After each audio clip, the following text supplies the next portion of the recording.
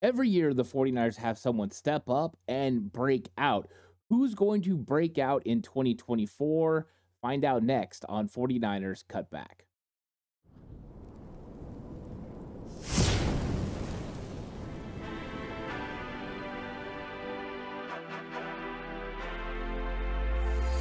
From the alley-oops at Kezar to the glory days at the stick.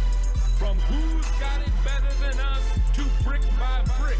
It's always the 49ers way, from off-season to game day. Yeah, we talk back. It's the 49ers Cutback.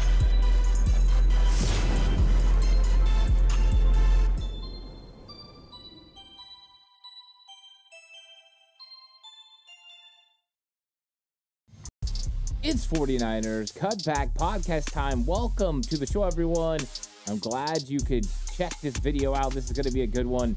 I'm really excited to talk about the 49ers potential breakout players, because there are definitely some guys on this roster that are going to look to break out and break out in a big way.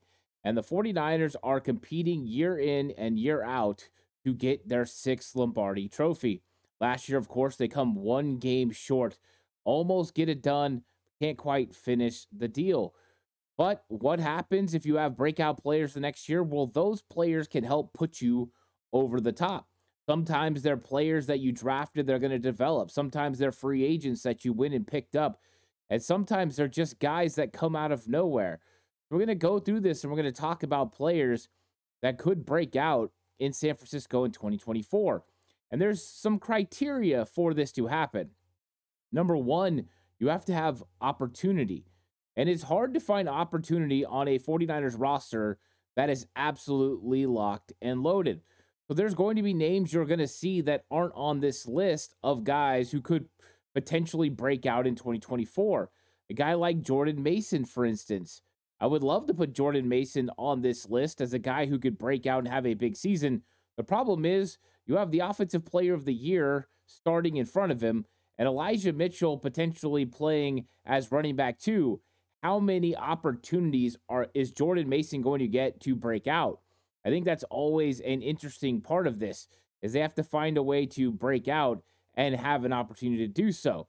Also, if they're an established veteran like Leonard Floyd, are you really breaking out in San Francisco? I think you already broke out. You already made plays. So there's a criteria. You have to have opportunity. You can't have already broke out in your career.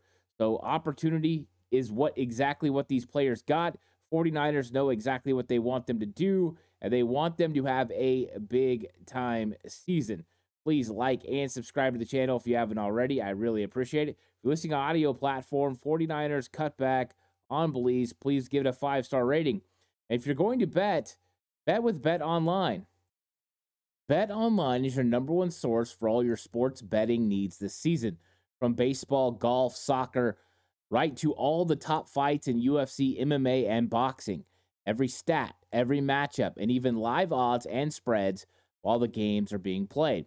When the game's over, head on over to our online casino and get in on a game of blackjack or poker, or unwind with one of our over 150 slot games. Head to the website today to get in on the action. Use the promo code BELIEVE, that's BLEAV, for your 50% welcome bonus on your first deposit. Bet Online, the game starts here. And so this conversation is going to be a lot of fun. And of course, when you're talking about players who can make an impact, sometimes it's because there has been a void at a certain position. And for the 49ers, they have been looking to get 3 solid cornerbacks potentially being able to play. Last year, Deommodore Lenoir was able to bridge the gap between two positions, playing outside corner in base sets and then in nickel packages, which 49ers are in close to 70 to 75% of the time. He played the nickel position, and he did a really good job. Here's the problem. Just brought it up. 70 to 75% of the snaps are a nickel. So that means you have a third cornerback on the field. And last year it was Ambry Thomas. And Ambry Thomas was inconsistent. There just wasn't the diligent effort to be consistent every single play in and play out. There's too many penalties. There's lack of run support when it comes to stopping the run game.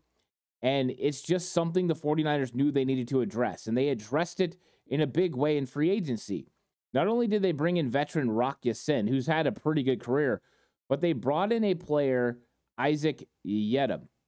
And Isaac Yiadom comes over from the New Orleans Saints. Of course, he was with the Denver Broncos originally. That's who he was drafted with in 2018. But Yiadom got a lot of good playing time last year for New Orleans. In 2023, Yiadom appeared in 17 games. So he played in every single game.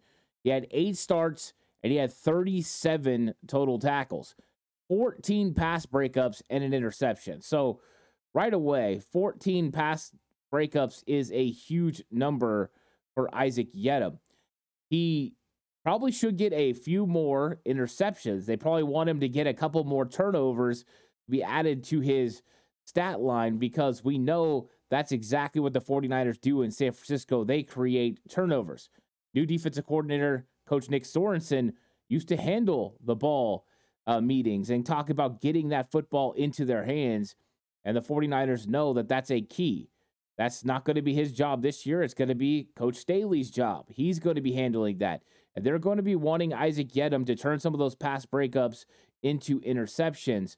But the fact he's getting his hand on the ball and the fact that he was so good in those 8 starts is very important. He also only gave up 48.9% completion percentage on passes targeted his way. So under 50%, he does a very good job. And now he's getting added to a 49ers defense that's going to have one of the best pass rushes in the NFL. We brought up Leonard Floyd a little bit, but you have Nick Bosa, Leonard Floyd, and you've brought in Javon Hargrave last season, and now Malik Collins you traded for.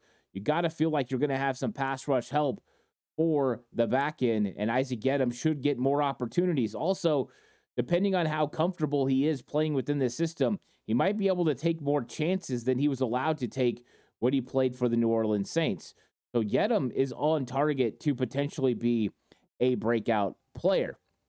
Also, he's a big special teams contributor. He had a total of 265 special team snaps for the Saints last season. That means you've got a player that can consistently go out and help you.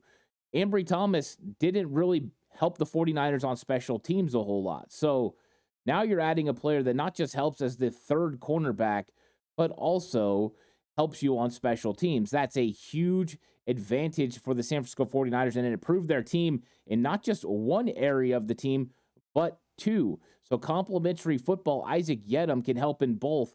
That will help him be a breakout player in 2024. Yiadom earned a 80.4 coverage grade, finishing 15th best in the NFL among cornerbacks in the league. That's according to PFF. So 80.4, top 15, that's top half of the league. That is absolutely fantastic for a guy they're bringing in to be cornerback 3. And I know there's still some conversation about Renardo Green and how quickly is he going to translate to the starting lineup. Well, part of my criteria earlier was opportunity. And Isaac Yiadom is going to have opportunity early because Renardo Green's going to have to learn a transition from playing outside corner at Florida State to playing nickel corner in the NFL for the 49ers. The transition in coverage will be a little bit easier than the transition in run fits. That's a tough job.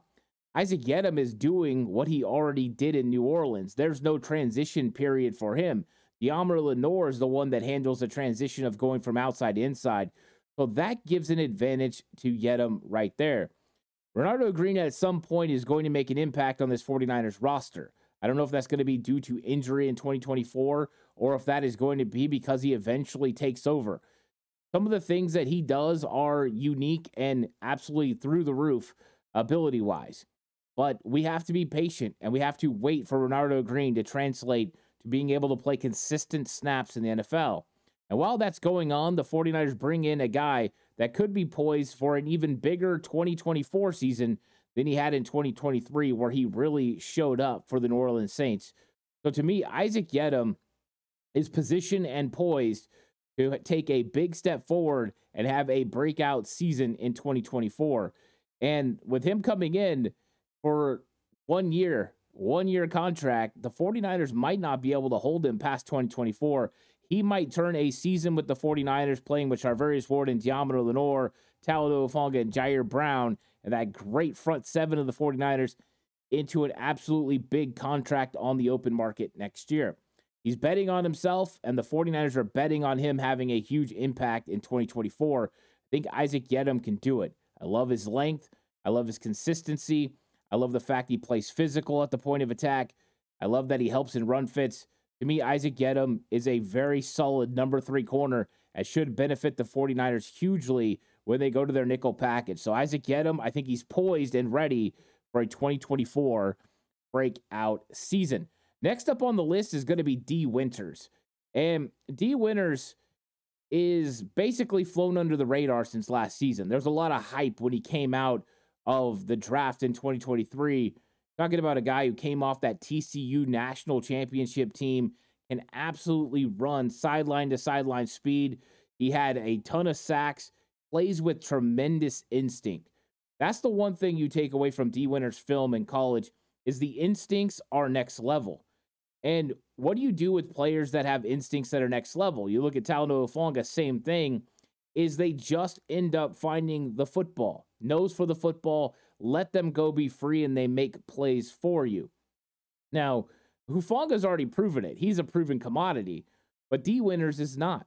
But that innate ability to get where you're supposed to get at the right time through instinct and preparation is something I know the 49ers absolutely love about D. Winters and why he's fun to watch on film. Well, now you've got Fred Warner saying tremendous things about D. Winters, about what he looked like in OTAs.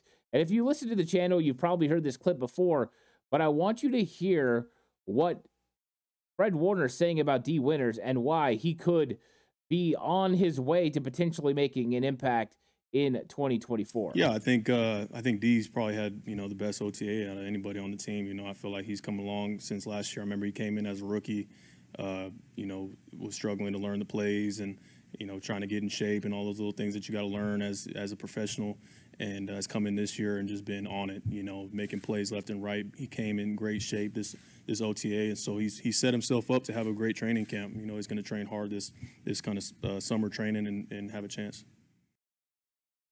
The fact that he said D. Winters had the best OTAs of any player on the team, not any player at the position, not any young player, any player on the team, that's high praise. Fred Warner doesn't just dish out high praise like that. But should it really surprise us? Last year, D. Winters, it was talked about during the season, was making very big improvements to what he was doing on the field in practice. He had passed Jalen Graham. If we came out of training camp last year, Graham appeared to be ahead of D. Winters, and people were wondering if D. Winters was going to figure it out. Of course, with time, getting comfortable, the more he understood the defense, the more he was going to be able to play with instinct. So the fact that he got a firm grip on the defensive philosophy definitely will play into his instinctual ability to get to the ball when he's supposed to get there. And why wouldn't the 49ers want D. Winters to be that guy? This guy with the speed to run sideline to sideline, the ability to absolutely hit, to be able to cover in space, is a prototypical will linebacker in the NFL. Now, Dre Greenlaw is the will linebacker in San Francisco until he's not.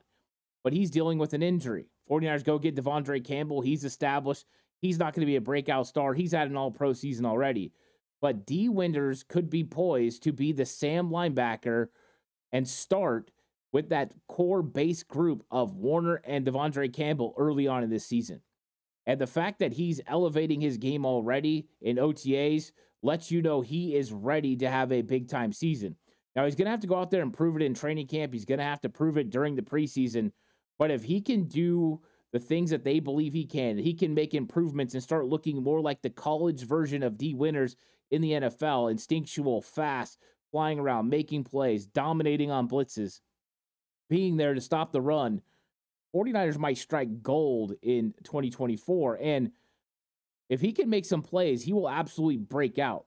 Because if he can do what his athleticism, what his physical tools show he can do, not only can he be a starting Sam linebacker, but he can be a starting will linebacker, which will create some real conversation. But 49ers have had this problem before. Warner, Greenlaw, Ji'Ayir. And they want that problem again. So D. Winters, I think, is ready for a 2024 breakout. coverage skills have gotten so much better, but that speed and impact and instinct could be just what the 49ers need to make a huge impact in 2024. And hey, don't take my word for it. Take Fred Warner's word for it. He said he's been the best in OTAs so far. Now, another guy that the 49ers brought in, and I didn't mention him purposely when I was talking about pass rush, is Yetur Gross-Matos. And for Gross-Matos, he's a name that people know, but he's not exactly a breakout player. And John Lynch talked about when they signed him that there were a lot of teams around the league that were very interested in Gross-Matos. And how does he know? Because a lot of teams called him to tell him, wow, great signing. Whenever that happens and there's a consensus, you have a pretty good idea that you grabbed a player that is about to emerge into becoming a big-time star. And the 49ers and coach Chris Kasarik have done this before. This is a model that's tried and true. It started way back with Arden Key. Arden Key and Maurice Hurst got cut by the Raiders. Arden Key comes to San Francisco. Coach Chris Kasarik carves out a perfect game plan for him, playing him outside on base downs, putting him inside against offensive guards on third and long situations. What does he do? Well, number one, his length is fantastic, but he's able to use his athleticism to get on the edge and beat interior offensive linemen with his speed and lateral quickness, length, and size. So the 49ers are like, wow, that worked. Arden Key goes and gets a new contract. They trade for Charles Omenihu out of Texas, or the Houston Texans. So here comes Charles Omenihu, and Omenihu comes in, and he starts the same sort of role. And guess what? Similar results follow. Now, he doesn't have the same impact. Arden Key got about 6.5 sacks, and then you got Omenihu getting 4.5 sacks.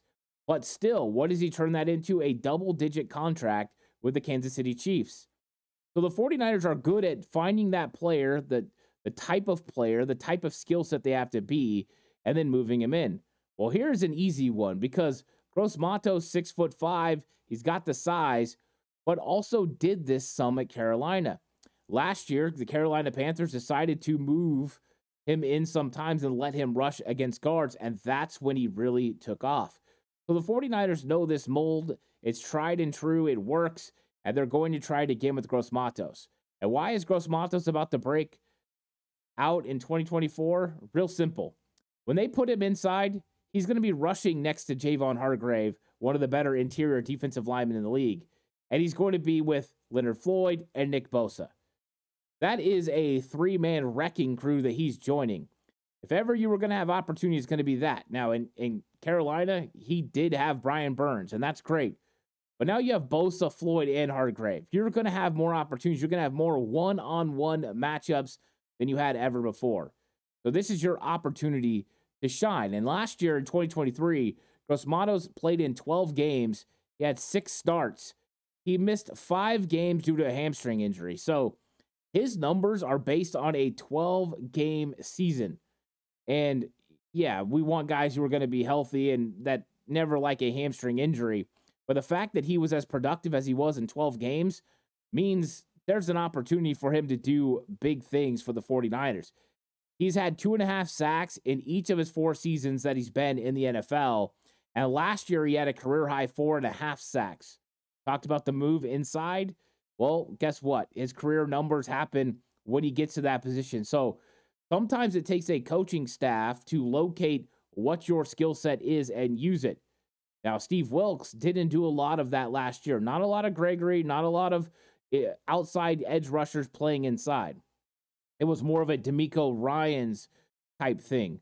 Well, guess what? It looks like that's where they're going to go back to, because now you've got Nick Sorensen, and he was here with D'Amico. He knows what works, and he's going to let Coach Chris Kasarik help him develop that defensive line into what they want. But 4.5 sacks in 12 games.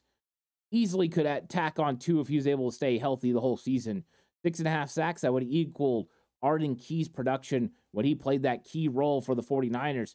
So 49ers looking at this as there could be tremendous upside, a potential breakout player in 2024. He had 36 tackles, 4.5 sacks, and 19 pressures last season. Also, his missed tackle rate was crazy good, under 3%. So he made the tackles he was supposed to make. That's impressive when playing an edge defense role. So you're going to see Gross Matos. He's going to be wearing 94, not Charles Omenihu. You know, it's not one of these other, it's not Cleveland Farrell. It's going to be Gross Matos, and he's going to be making some plays for the 49ers. I think he has the potential to break out, and I'm really excited about Gross Matos and what he could be. 2-year deal. So 49ers know he can't just go out and get a contract after one. They like Gross Matos. They wanted to lock him down, and they get some continuity. Next up is one of the defensive line signings as well, and that's Jordan Elliott coming over from the Cleveland Browns. Of course, they traded for Malik Collins, and Malik Collins was thought to be a replacement for Eric Armstead, but Jordan Elliott was starting football games in Cleveland as well. He's been a starter since 2022 when he worked in the lineup. So the 49ers signed and traded for 2 starting defensive tackles. So when you're looking at potentially upgrading depth at the position, well, if you get 2 starters, one of them's not starting. Hargrave is, Collins or potentially Jordan Elliott are going to start. So in 2023, Elliott had 21 total tackles, 3 tackles for loss, 2.5 sacks, and 3 quarterback hits, and even had a pass defense. Well, get your hands up, kid. Good job. So you see a player that is well-rounded. 2.5 sacks on the interior part of the defensive line, not a huge number. But the things that he does well is stopping the run. He's a big physical player. 2.5 sacks in the 49ers scheme, you expect it to go up a little bit. But still, 2.5 sacks is a lot more than you were getting before they moved Eric Armstead in. They just weren't getting production on the inside outside of DJ Jones. They have not been able to get production. Now, imagine if he's going to be the rotational piece. If Malik Collins is handling the heavy weights with Hargrave, and they're playing the most snaps, and then Elliott's coming in fresh, and he's coming in there, and he's going after the quarterback in Chris Kaceric's cut-you-loose style defense, I think it could help a lot. Well, one other thing that's really going to help is Elliott is 12th in the NFL in run stop with a 40% win rate last season. 12th. So you're adding a guy that can stop the run. One of the things that the 49ers definitely found out was they were leaking oil when they got to the playoffs last year when it came to stopping the run. And at first it looked like it was mainly on the edges. They were getting to that alley and they were being able to make runs on the outside. And that was a point of emphasis going into Detroit. Well, guess what? Detroit decided, you know what? It's not just out there, but we can run right at you too. Armstead wasn't healthy. Hargrave wasn't healthy. Rotation with Kinlaw. Kinlaw wasn't a good run stopper at this point in his career. He was better at pass rushing than he was at run stopping. Kevin Givens has never been. The 49ers made a point of emphasis to bring in a guy that's good run stopper. And that's what they did with Jordan Elliott. And that's why I think he can be a breakout player in 2024. People know who he is, but he hasn't reached that level of big contract because even though he's good against the run, he hasn't got those sacks. If he turns that 2.5 sacks into 5 sacks this season for the 49ers, not only will he make a huge impact and breakout for the 49ers, but next year, he's going to get a good contract on the open market. So it benefits him to have a good season, and it benefits the 49ers to keep him in the rotation and keep him, Malik Collins, Javon Hargrave, very, very fresh. They've legit got 3 starting defensive tackles at the front part of this depth chart. Now, once you get to the lower part, it gets a little bit more nerve-wracking. Kevin Givens, Kalia Davis, it's going to be hard. You know, you bring in some undrafted free agents as well. Evan Anderson, we'll see what he ends up doing. T.Y. McGill, the well-traveled veteran who's been with the 49ers for a while. So Jordan Elliott is going to make an impact, and I just think he's going to break out. I think this is a perfect situation for him. Less snaps, more opportunity to be healthy, and then get in there. He's going to play really good against the run, and then I'm expecting an uptick in pressures and an uptick in quarterback sacks. Because guess what happens when you get pressure from Bosa and Floyd on the outside? You're going to get a pocket where a quarterback is stepping up, and that means a big defensive tackle like Jordan Elliott could be there and ready to make some plays. Jordan Elliott is poised for a big season. He has made 31 regular season starts and 1 playoff appearance over the last 2 seasons. Of course, last year he was in the playoffs with the Cleveland Browns, but 31 starts in 4 years, and he might be a backup for the 49ers. That it's crazy to think. Him and Malik Collins are going to have one heck of a battle in training camp. I'm very much looking forward to it. So I think Jordan Elliott's is going to be a breakout player in 2024. Now let's talk about a familiar face, Ji'Ayir Brown. And Ji'Ayir Brown is a fun player because he was a third-round pick for the 49ers, but he got a lot of playing time as a rookie. So now everyone's looking at him as a surefire, big-time player, but he hasn't broke out yet. Could 2024 be the season that Ji'Ayir breaks out? It could be, because Ji'Ayir Brown started in only 5 games last year, but he had 2 interceptions, and he had big-time interceptions in big games, one of those coming in the Super Bowl against Patrick Mahomes. He did a very good job. Now, he's going to have to improve a little bit on some of his stats. He gave up 62.5% completion percentage rate on passes where he was targeted, and he also gave up some yardage when he was targeted, 16.5 yards per catch against him. So gives up some stuff there, but he really did play well. I think the 49ers need to blitz him a lot more than they did last year. Even though he didn't really get a quarterback sack, he did put some pressure and get a hurry. So the other thing that is nerve-wracking for me with Ji'Ayir Brown, but I think it's going to change, and that's why I think he's poised for a breakout season, he had a 10.3% missed tackle rate. And I think that number is going to come way down with him and Hufanga at just his ability to translate to the game, the speed of the game, his body, style, everything to the game. I like Ji'Ayir Brown a lot. I think he's going to be poised for a breakout season in 2024. And the 49ers really do need him to break out because there are question marks at the safety position. Right now, because Hufanga won't be healthy until partway through training camp, and then the goal is for him to be back for week 1, Ji'Ayir Brown is going to be the number 1 safety for the 49ers.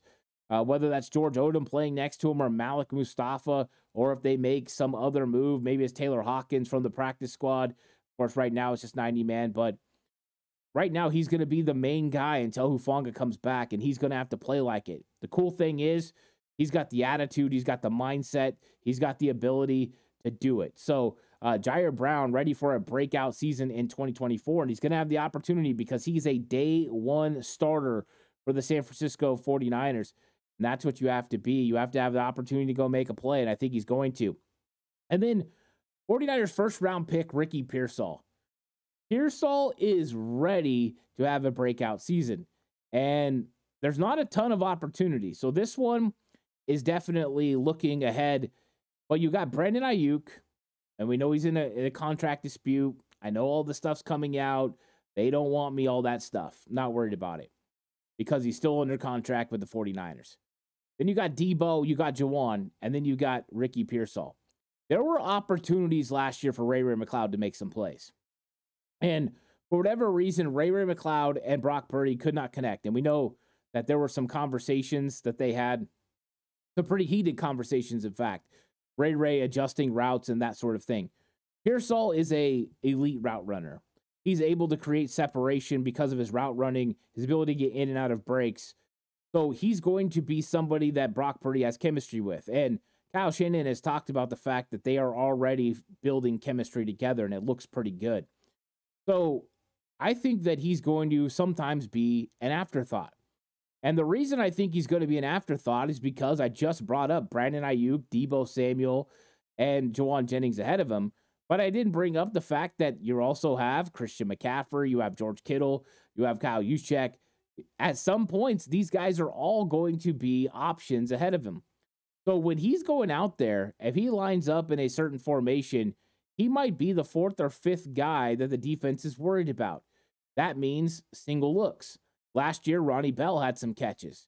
A lot of times it was one-on-one with a safety, one-on-one with a nickel corner, one-on-one with a linebacker, and he had to win.